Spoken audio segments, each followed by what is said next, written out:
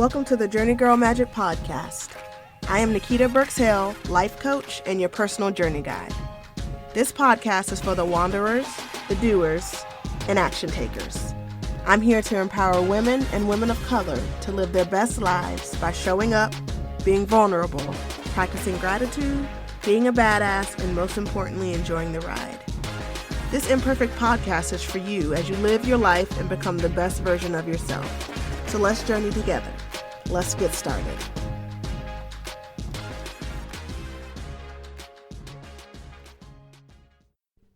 Hey everyone, it's Nikita, and welcome to another episode of the Journey Girl Magic Podcast. I feel like I haven't journeyed with you all in a while, and I actually have missed it. Taking this journey with you all each week has become a part of my weekly routine, a schedule, a way to connect, you may say, a part of my normal. But this idea of normal is very different right now, am I right? Everything has changed. In the span of a few short weeks, our normal routines have been turned on their heads, and yet we still need to show up and push forward. I read a post the other day that said, after this, nothing will ever be the same. Now, usually when I read something like that, it brings me down and makes me think that I'm losing something. But this time, reading it, I felt a sense of peace wash over me.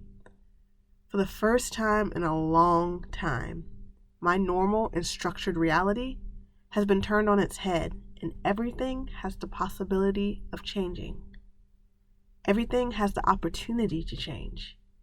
And what that change looks like is completely up to me. I am now able to create a new normal. You are now able to create a new normal. So what will this look like for you? Sure, you may have some of the same roles that you've always had, but you do not have to live them the way you have always done. Your journey is determined solely by you. So where do you start? How do you create this new normal? That is what we're talking about on today's episode. So let's get started. When you think about your new normal, it can be really intimidating. Nothing is the way it was. Everything is different. Everybody wants everything. So how do you adjust? Don't worry, I've got some guidance and suggestions. You start by taking the first step. And then you gain momentum, and then you get some consistency, and then before you know it, you have adapted and adjusted to your new normal. So let's break down these steps. Step 1, create a simple plan or goal. Now sometimes you all have heard me encourage just jumping in and going for it. And also, there's also a time and a place for a plan. Take a deep breath and smile, fellow perfectionists. I got you. I've created a new way to plan and set goals that stems from my daily affirmations, and it has really helped me get clear on what I want and how I want to achieve it. I plan on doing an entire episode really soon that breaks down this affirmation-based goal setting, and I made worksheets for it, so be prepared. But for now, just remember that I said that the plan should be simple, not this complex 18-step flowchart. Only 3 to 4 bullets. That's it. To figure out your plan, I want you to ask yourself 2 questions. How do you want to feel on the other side of this plan or goal? And then from there, choose 3 words or phrases that capture what this feeling looks like. This is your plan. I'll give you some examples of this in a few minutes. Step 2, start small, but do something. Now, I've been watching Frozen 2 at least twice a day for the last month, no lie. And there's this one quote in the movie that says when you don't know what to do next, just do the next right thing. Don't focus on the destination or the end. Focus on your next step.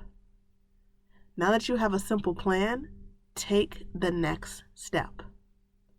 Look at your 3 words and choose just one and turn it into an action and do it. Step 3, keep doing it over and over again. Develop consistency and a routine. Do it when you're motivated. Do it when you're tired. Do it when you are 1,000% committed. And also, do it when it's the last thing you'd rather be doing. Doing it, regardless of how you feel, is essential. Your feelings are just distractions.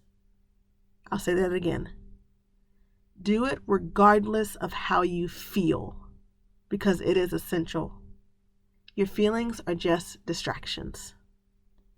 You want to build this as a habit and not an experience, because habits continue regardless of the surroundings, and experiences are contingent upon your surroundings. Step 4. Enjoy the change as it's happening. Don't look at this like a sacrifice. What small wins are you noticing? What challenge or obstacle that was once heavy and big is slowly fading away? How are you getting stronger, mentally and perhaps physically? Embrace the change and what is happening around you and let it light you up and propel you. I believe that there is nothing more satisfying than you being able to embody your journey and how far you've come. That is why I think graduations and pregnancies and promotions are all so memorable.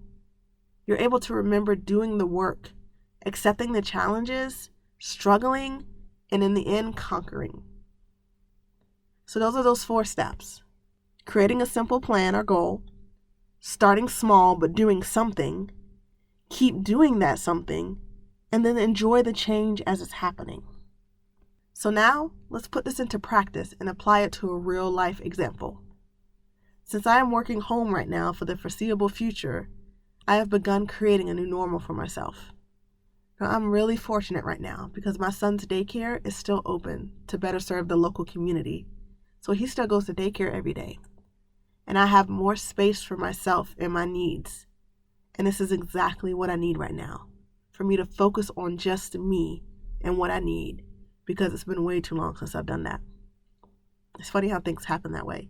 Everything just falls into place and you get what you need in that moment. So I am attempting to create a new normal by implementing a morning routine that feels good to me. Now, yes, I know I probably should have already been doing this, and I have in the past, but I've gotten way off track with the morning routine. Haven't seen one probably in close to a year. So I'm starting again because it's necessary for me and I know that I need it. So let's put this into action. Step 1, which was creating a simple plan or goal. So my goal or plan is to create a morning routine that feels good for me. And through my morning routine, I want to feel grounded, organized, connected, and activated. And I want to do this through movement, reading, meditation, and journaling. That is my plan. So if I were to write this on a sheet of paper, the goal or the plan would be a morning routine that feels good to me.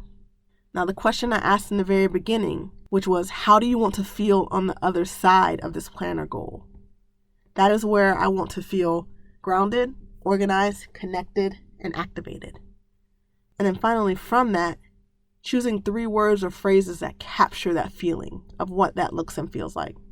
So for me, that looks like movement, reading, meditation, and journaling. And there you have it. That is my plan. So let's move on to step 2. Start small, but do something. Now for those, I'm not going to try to implement them all at once. I'm not going to try to do the movement and the reading and the meditation and the journaling, because this is what I've always done, and I truly believe it's why it's never lasted for me, because I try to start everything all at once, and it just doesn't work out. So I'm choosing just to focus on one thing, and that one thing is movement. I'm going to start there. So yesterday, I took a 15-minute walk around the neighborhood. The last time I'd taken a walk for movement's sake, just because, was sometime last summer on a random lunch hour. It's been a while, and trust me, my thighs were not happy, but I did it. I made myself walk. Not necessarily for a certain amount of time, which is another trap I usually fall into, making myself choose how long I'm going to do this. I just set a plan for myself to walk around the neighborhood, and I plan on doing the same thing today. Small, simple actions lead to big, consistent results. Moving on to step 3, keep doing it. I'm going to keep doing the same walk around my neighborhood over and over. Not for a set amount of time, because I think that when you set something for a certain number of days, as I said earlier, you're bound to find 1 or 2 days to not do it, to take a break, to give yourself some space. So I will walk around my neighborhood every single day. No time limit, no minimum distance, just a walk around the neighborhood. And I will listen to my body. When I feel like stopping, I'll head back home. If I feel like going around my neighborhood again, then I'll put on another playlist and keep going. And I'm going to keep doing this. I'm going to keep walking around my neighborhood until it becomes my new normal. And step 4, enjoy the change as it happens. So yesterday, my thighs were chafed to hell and my legs felt like weights at the end of the day. Tomorrow, I will swipe my thighs with some deodorant because that's all I have right now and stretch a little beforehand. And then I will welcome these uncomfortable feelings for now because they represent action, that I'm actually doing something. And then hopefully, eventually, as I continue walking, the discomfort will begin to ease and fade away. But I know and I understand that this is all part of the journey. Each elevated heart rate, each time that I'm out of breath, each time I have to pause on my walk, these are signals and my proof that I am making magic happen. So, this is the process of creating a new normal. It's beautiful, imperfect, and simple. Changing habits at its core is simply a process of changing what's normal for you. However, for most, change is tough because most change involves some sort of discomfort.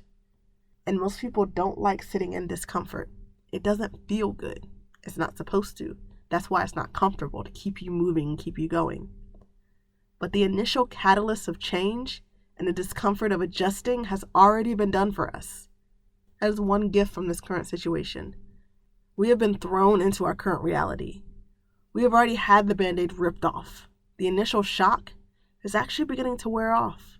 So now we can move forward and create our new normal. And remember that you can apply these steps to any area of your life. And once you do, and you get to the other side, you will appreciate the journey and the result will be so much sweeter. So that is how you create this new normal. I hope that you found this journey helpful today and that it resonates with you.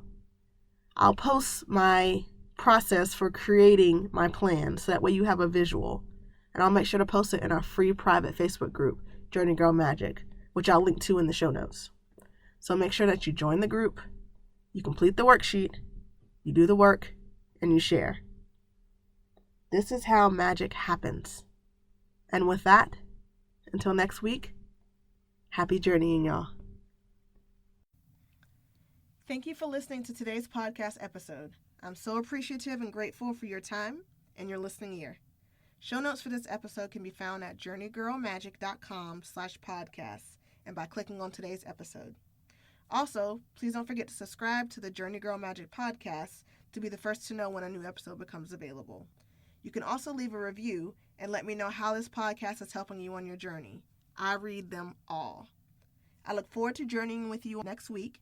And remember, it's your journey, so show up, be vulnerable, practice gratitude, be a badass, and most importantly, enjoy the ride. Welcome to your journey.